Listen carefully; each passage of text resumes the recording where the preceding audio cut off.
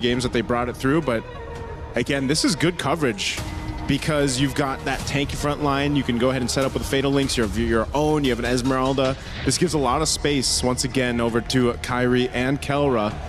And again, I don't know how many, I don't know if Sunset Lover's just, he's not tired of playing Eudora, man, because I feel like almost every single game since the past 2 matches, he's just been playing Eudora. But, you know, they're going for a different approach, right? They're trying to say, let's make that gold lane something that Kelra can win. Is that the win condition here? Banning out the Paquito. We'll see if the Claude and Hikomania can occur. Guys leaning one way or the other? Quick. Oh, man, I'm going to have to go 4. I think I'm going to lean towards Team Spirit. I'm going to go to the toilet later. Well, we know where LaFell's going, and we know that Spirit is the side that is bringing more of the attention for Naisu. I want to hear what our boys think. Here we go. Gideon, how are we feeling about game 2? Hey, we're already feeling pretty excited how this game has played out after seeing game number 1, but when you're looking at those compositions, that glue's got a lot of work to do here, not to mention the Valentina trade-off. They're going to have access to Fatal Links, and I'm only seeing 1 Purify coming out of Hiko, so good luck to both mid laners. Something has to be perfect. Somebody will eventually make a mistake, and not to mention Lutby getting chunked out pretty early on. Yeah, it's not just about mistakes or making it, it's also having to deal with the forced mistakes from your opponent. Spirit just did that straight up. The Esmeralda, great against the Marauds, you know. But if it's a 2v1, it's always going to be rough. And Bomba's really just capitalizing off of this. Trying to, I thought, freeze, but no, he just goes for the contest anyways. Yeah, I think it's going to be a little bit tough here. But he needs his stacks, right? At the end of the day, once he gets into that max stack, it becomes a lot hard. I think Bomba got it. That's why he's recalling. Yeah, now he's happy. Now he has full control over this lane, right? The prolonged trades won't be as easy as it was before now that he has the stacks. Not to mention he's got way better wave clear as well. First invade here is looking dangerous. Uh-oh, it might be a kill. Straight up Keyboy. Slam, not going to give it to the pass, straight up to a flicker on Sunset Lover. That's a scary part, right? Urara's so good with the iframes. Oh, wait a second. This is dangerous. Now with the flicker around, now Sour egoist. So Sawo will sacrifice his flicker to give Sour, or to ensure he gets his farm. Yeah, and he has to take it. If not, he's not going to have the deadly magic in time to start pressuring these lanes, and I think it's the influence of the lanes that really matter more here. Kelra, he's already in a pretty good position against Hiko. But for the time being, it's all about control. How long can they maintain this? The next 10 seconds is when that turtle is going to spawn, and Sans very close to level 4 here. They will have access to Fatal Links if necessary, but let's see what Sans does here. Sawo's going to wait. Perfect match. Oh, that was a gamble that didn't pay off. Now Sans just steals away the Fatal Links for free, and remember, Sunset's not 4.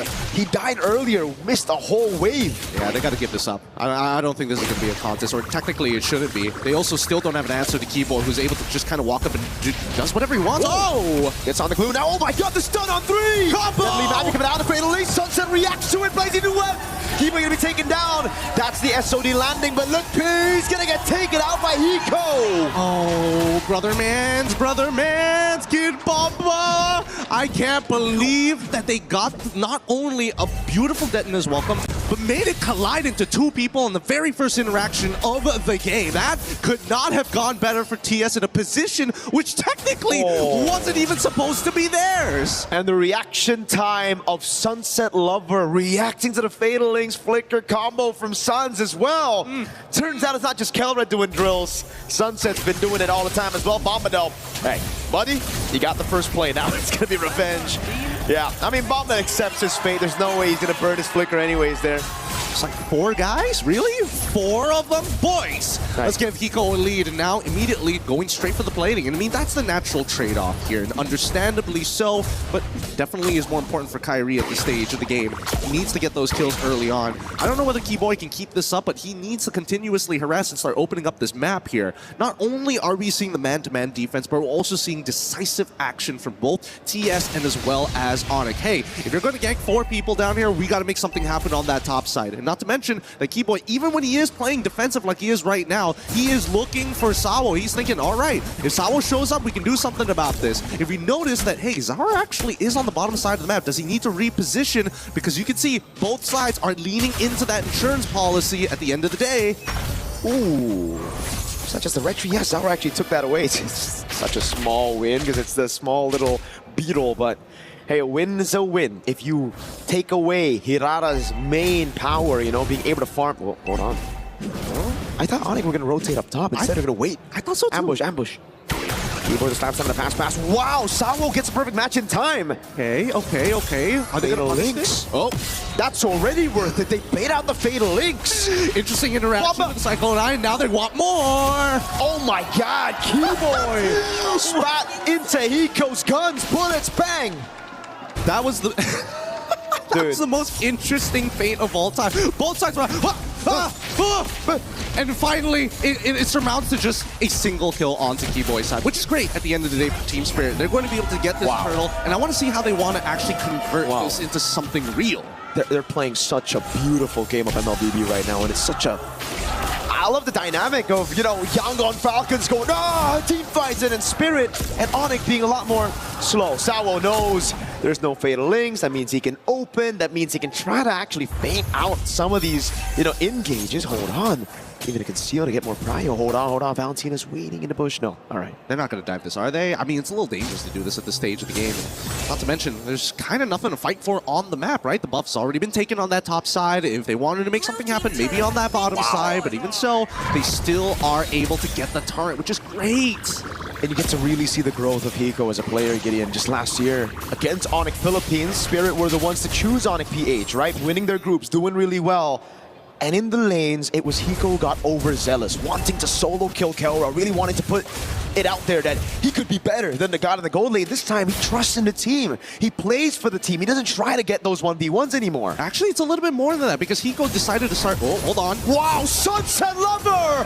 What a reaction again. Hiko stays patient on the Purify. Now Lutpi taking a brunt of that damage. Kid Bomba's trying to get the angle to pull Lutpi back. Sunset, what is he on? Yeah, I don't know. I was surprised that Kid Bomba actually didn't want to try for Detna's Welcome to get the Purify out of Lutpi earlier. There's still like 35 more seconds until the next turtle actually spawns here, but this is working out perfectly. Come back to the point here. The fact is, Hiko, he gets this turret for free. This fight, oh, the reaction time here. Oh. Bang! I think he was reacting to Lutpi and it was hell no! It was reacting to Lutpi. Oh, what a chop! Big Bonk now throwing him into the ball lightning, and it's going to be him taken out by the Thunder's Wrath straight up. Keyboy now 1-3-1. All it takes, a 2K lead for composition like this. Let's pull up the item list. What's Bomba currently on right now? Like, he seems a little thicker than usual, and that's why. He's got plenty of magic resist with that Radiant Armor. He's already building up to the Antique. With that gold gap. Oi, what? Sour picks up a kill in the mid lane. I think with the help of the ball lightning, that magic defense reduction. It's a natural combo here, and now they're going to get mids here. This is going to snowball out of control. This is going to turn into maybe even like a 6K lead. And Gideon, we were talking about that matchup. Hiko and Kelra, the gold gap, the difference is massive. Hiko got the golden staff at 6 minutes. He's on track to get it. 3-item power spike at 8. I'm really hoping LaFell can break down that moment when Hiko takes that top tier turn, because that was a team effort here. Everybody decides, you know what? We go invisible, we make the play. Oh, does he get caught at the... Oh no, he couldn't run away. Sawo made it difficult as well. Man, I really thought he had enough base defense to actually survive the whole thing, but man, with the shred and everything else. They're playing so good. Like, this is technical boxing. This is they're playing on the outside. They're not like the Yangon Galacticos going for the inside brawl. No. They're dancing on the out. Literally. This is great. Bomba, bro. Oh, moments like this where people who don't know high level are like, why is he wasting his ultimate? Cut to Zara. It's like, oh my god, another buff. I'm having the time of my life. And I gotta give it to Sunset Lover, man. So many of these plays have been set just by him wasting the resources, because by all means, Onic should be able to capitalize on some of these moments. Sunset is a Eudora. This is a guy who's supposed to be vulnerable against a Fatal Links, against a Falling Star Moon, but he's just so clean, he's so good with it. He's playing hot. I think he still remembers the last MSC, right? The last time at an international, actually. When he was playing Farsa, he ended up getting hit by too many abilities, and I think he doesn't want to make that same mistake, especially with the qualification to the grand final slot for not only himself, but for the region. Zara, he's doing some real damage. Even Lutfi, that shield is not doing much for him. He's getting chucked out a lot of the time, and at least for now, let's see how TS wants to do this, right? 25 more seconds. Swift Trinity for Hiko. Ooh. And that's the damage! Oh my goodness! Lutfi Raised health bar! Blown out straight up! It's this moment here. They're not going to siege. They're not going to siege. He's not going to do it. It's not going to do it. But he's conditioning them. And that's the important part at high level. At the end of the day, Kid Bomba has shown so many Detona's welcomes that have so much value. Wow. The fact that he's charging it up, Onic have decided behaviorally, I must respect it. And they start moving away from this. Now, they've got the Lord in their hands. They don't care about the setup on the Lord because, hey, the waves show up, Onic. If Onic shows up, that's when TS are going to attack. When can they attack though is the question now. I mean, it couldn't have been like this perfect, honestly. Like, he gets the Swift Trinity and they go and see Lutpi instantly bursting him down. And even Lutpi's confused. He's behind on the Esmeralda. He's thinking, all right, I gotta get the Radiant Armor to deal with our egoist, right? Didn't take into account at all, and it's not his fault that Hiko will be able to get Swift Trinity at 8. How much do you want to bet that Lutpi probably freaked out because he was looking at the items like he doesn't have it yet, and when he checks it again, when did he get it? Oh, another combo! Yeah, but it's only on to Sawo. The only shield saves him. A Kelra is able to find SOD, lands it on him. The turret shot also doing well. Now the Spear of Misery. And this is where you start to believe again, if you're an Onic fan, that Kelra can turn things around for the team, right? On the Moskov a bit too many times, he's done this, but Spirit, they're okay with the trade. They say, go, take Sawo. It's okay, that's a base turret in the far lane. Hiko's farmed up. He's a whole item ahead of Kelra. And yet, Onic can't really force the situation. Oh my god, Kelra's dead. Can he out- He's right! Zaur! Too much damage. It's just too much damage here. Now they get another inhibitor turret. And I think this game is almost pretty much done for at this point, right? 8.7 wins of nature purchase as well. Like, worst case scenario, somehow Sans and Lutpi need to take out Hiko after getting chunked out by Kyrie and Kelra. Spirit just took out Onyx plan B like it was nothing, and it was our egoist. With his cars, they bait out a Holy Shield. Sans now, cover the ball, lightning. Oh my god! Together with the Thunder's Wrath!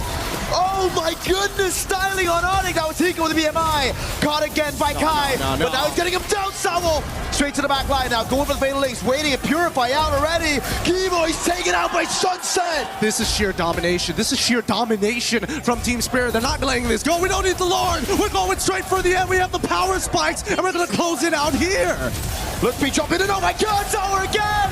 Takes Kelra below. He gets into the base in time. That's everybody except Kelra down. He takes the SOD. But he gets gunned down by Hiko. And now it's Sans. They're looking for the end, and this should be it. The full wipeout at the top of it. 13-4. 11 minutes. What a game two. What a confidence boost for every Team Spirit fan here in the arena.